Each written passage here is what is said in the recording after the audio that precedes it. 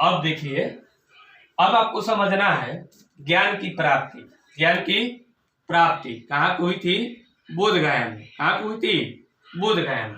अब देखिए बोध गया का है, नेपाल से जस्ट यहाँ पे आइएगा तो आपको मिलेगा यूपी।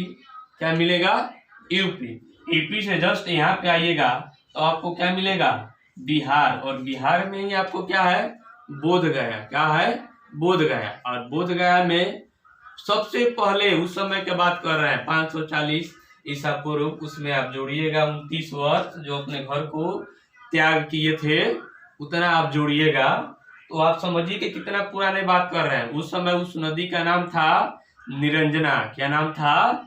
निरंजना। आज उस नदी का नाम क्या है? फल्गु नदी है। क्या नाम है? फल्गु नदी। निरंजना। आप याद रखिएगा, गौतम बुद्ध को ज्ञान की प्राप्ति किस नदी के किनारे हुई थी? निरंजना। किस नदी के किनारे? निरंजना नदी के किनारे। अब याद रखिएगा, यहाँ उनको ज्ञान की प्राप्ति हुई। कहाँ पे? बोध गया में। कहाँ पे? बोध गया में। अब कहानी का मोड़ सुनिए। यहीं पे उनको एक गुरु मिले जिनका नाम था अलार कलाम। क्या नाम था? अलार कलाम। उनके द्वारा वो एक ग्रंथ है जिसका नाम है साख्य दर्शन। क्या नाम है? साख्य दर्शन। और साख्य दर्शन के रचयिता है कपिल। ये याद रखिएगा, साख्य दर्शन के रचयिता कौन है? कपिल। कौन है? कपिल है। और वहीं उनके गुरु जो है, याद रखिएगा, गौतम बुद्ध के गुरु का नाम है अलार कलाम। कहानी और सारे चीज है, शॉर्ट आपको बता रहे हैं। अलार कलाम है, 1900 उनकी शिक्षा ली और इनके साथी भी बहुत सारे लोग थे। और यह शिक्षा लेके सबसे पहले यूपी में एक जगह है जिसका नाम है सारनाथ। क्या नाम है? सारनाथ। आपको याद रखना है, गौतम बुद्ध ने सबसे पहले अपनी शिक्षा, अपनी उपदेश कहाँ दी थी? सारनाथ। कहाँ दी थी? सारनाथ। और सारनाथ। और सबसे अधिक पूछेगा, यहाँ पे याद रखिएगा सारावती। क्या याद रखिएगा?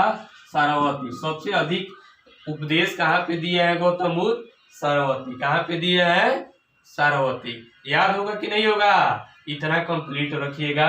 ज्ञान की प्राप्ति बोध गया। ज्ञान की प्राप्ति बोध गया। नदी नहीं लिखे हैं, नदी याद रखिएगा, निरंजना नदी। कौन सा नदी? निरंजना नदी। और आज उस नदी का नाम है फल्गु। अब रखिए, अब वृक्ष, इस वृक्ष के पास पीपल वृक्ष। किस वृक्ष के पास? पीपल वृक्ष के पास। अब देखिए, और अब याद रखना है मृत्यु। मृत्यु कब हुआ था? देखिए थोड़ा सा याद रखिएगा, 563 ईसा पूर्व। 563 ईसा पूर्व में उनका क्या हुआ है? जन्म हुआ है। क्या हुआ है? जन्म हुआ है। और मृत्यु जो हुआ है 483 ईसा पूर्व। 483 ईसा पूर्व में, 483 ईसा पूर्व में उनका मृत्यु हो गया। ऑब्जेक्टिव देखिए इससे कितना तैयारी हो जाएगा। और आपको लिखना है, आपको क्वेश्चन किस तरह पूछा जाता है चौथा चैप्टर में आपसे पूछा जाएगा, गौतम बुद्ध के बारे में विवरण दे, गौतम बुद्ध के महत्व को लिखे, बौद्ध धर्म के बारे में लिखे। ऑब्जेक्टिव सबसे अधिक इससे पूछा जाता है। और 12th से लेकर आपको कंपटीशन लेवल में आप इसको पढ़ लिए, हर चीज को आप क्वालिफाइड कर जाइएगा। याद रखिएगा बाबू, 563 ईसा पूर्व में उनका जन्म हुआ था। मृत्यु जो हुआ आपको कहाँ पे? 483 ईसा पूर्व। 483 ईसा पूर्व। कहाँ पे?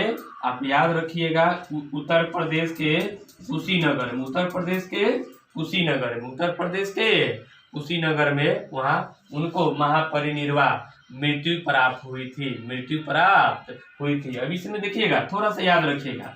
अब जो है इनकी मृत्यु कितने अवस्था की हो गई थी? इनको घटाइएगा, उल्टा पहले चलता था, इनको घटाइएगा तो 80 वर्ष की अवस्था में। कितने वर्ष की अवस्था में मृत्यु हो गई?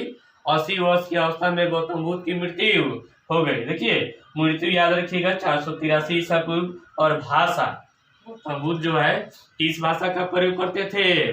पाली भाषा का। किस भाषा का प्रयोग करते थे? पाली भाषा का। पाली भाषा जो है सबसे आसान था। पाली भाषा क्या था? सबसे आसान था, ताकि लोग जो है उसे समझ सके। अब इतना उनके जीवनी जो है चला। देखिए गौतम बुद्ध कोई आसान व्यक्ति नहीं थे, पूरे विश्व में उनके पूजा जाता है, पूरे विश्व में उनको माना जाता है, इसलिए उन्हें बोला जाता है एशिया ऑफ लाइट, विश्व का प्रकाश, विश्व का प्रकाश बोला जाता है उन्हें। याद रखिएगा इनके बारे में बहुत बेहतरीन तरीका से। इनके जितना ऑब्जेक्टिव है हम आपको फिर एक वीडियो बनाएंगे और उसमें आपको बता देंगे। थोड़ा सा याद रखिएगा, गौतम बुद्ध जो है किस भाषा का प्रयोग करते थे? पाली भाषा का। किस भाषा का प्रयोग करते थे? पाली भाषा का। किस भाषा का? पाली भाषा के। याद रखिएगा। अब आपको याद रखना है, अब उनके बाद याद रखना है, उनका एक शिष्य हुआ जिनका नाम क्या था? आनंद था। क्या नाम था? आनंद था। वो बार बार गौतम बुद्ध को कह रहा था कि स्त्री को शामिल कीजिए बौद्ध धर्म में, स्त्री को शामिल कीजिए बौद्ध धर्म में। लेकिन आप जानते हैं कि स्त्री किसी भी काम में आ जाता है तो अड़ंगा चालू हो ही जाता है। हाँ जी, आप देखिएगा महाभारत का युद्ध कौरव और पांडव के बीच महिलाएं की वजह से हुई है। रामायण महिलाएं की वजह से हुई है। कृष्णा आपको क्या है? महिलाएं की वजह से हुई है। तो गौतम बुद्ध तो जानते थे कि भाई इसमें महिलाओं को शामिल करना उचित नहीं है, लेकिन लास्ट में महिलाओं को भी क्या करना पड़ा? इसमें शामिल करना पड़ा। याद रखिएगा, इसमें दो चीज में। इसके बाद में गौतम बुद्ध की जब मृत्यु हो गई तो लोगों को लगा कि बौद्ध धर्म अब क्या हो जाएगा? समाप्त हो जाएगा। इसलिए लोग जो है दो गुट में बट गए, एक हिनायन और एक क्या है? महायान। एक हिनयान और एक महायान। हिनयान और महायान में आपसे अंतर पूछा जाता है। इसके लिए एक अलग से वीडियो आपको बनाएंगे, और जो भी इससे रिलेटेड आपको ऑब्जेक्टिव बन रहा है इसके अगला वीडियो में आपको बनाकर हम डालेंगे। याद रखिएगा बाबू। अब इसके बाद वाला वीडियो जब भी हम आपको बनाएंगे, याद रखिएगा, आप उस वीडियो को देखने से पहले कलम और कॉपी ले लीजिएगा। जिसको जो दिक्कत हो वो मेरे नंबर पे जो है व्हाट्सएप कीजिएगा 9110 99 73 48। 9110 99 73 48। इसके आगे जो है बहुत सारे वीडियो आपको हम बनाएंगे। सब महापुरुष के जीवनी जो है उसके बारे में बताएंगे। आपको पढ़ना है 12th क्लास के हिस्ट्री में जो है पहला चैप्टर है हड़प्पा सभ्यता, दूसरी का चैप्टर है वैदिक सभ्यता, तीसरी का है महाजन पक्ष, चौथा है बौद्ध धर्म और जैन धर्म, पांचवा है आइन ए अकबरी। आइन ए अकबरी। छठवां चैप्टर आपको पढ़ना है मुगल साम्राज्य। सातवां है आपको विजयनगर साम्राज्य की स्थापना। 15 गो चैप्टर है। लास्ट में आपको आधुनिक भारत जो है बताएंगे, उसमें बहुत सारी चीज आपको बताएंगे। इस पे आपको जो भी दिक्कत हो आप व्हाट्सएप कीजिएगा, क्वेश्चन हम आपको समझा देंगे। और आप जो है इस चैनल को थोड़ा सा अपने दोस्तों के पास जो भी 12th का तैयारी करता हो, कंपटीशन का तैयारी करता हो, यह जो है चैनल का नाम है A1 arts. A1 arts. A1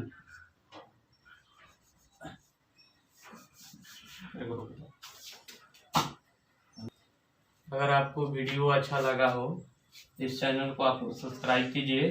A1 arts classes Bettiah. Mobile number आपको है 91 10 99 73 48। आज पहला वीडियो है। इसके बाद और सारे वीडियो डालेंगे अब, और अच्छा वीडियो जो है डालकर आपको बताएंगे। इस चैनल को आप सब्सक्राइब कीजिए और अच्छा से पढ़िए।